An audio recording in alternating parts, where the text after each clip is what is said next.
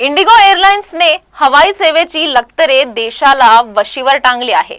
गेल्या 6 दिवसांपासून सुरू असलेला गोंधळ अजूनही निस्तारलेला नाही।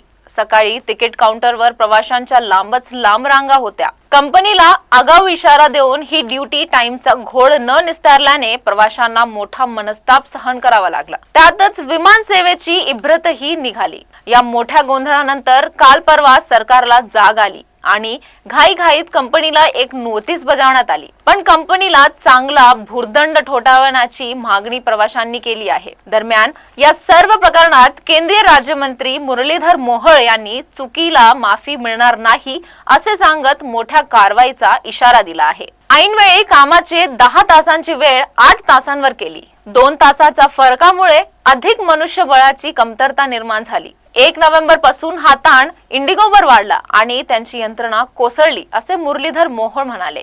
या सर्व प्रकाराची भारत सरकारच्या नागरी उड्डाण खात्याने दखल घेतली आहे।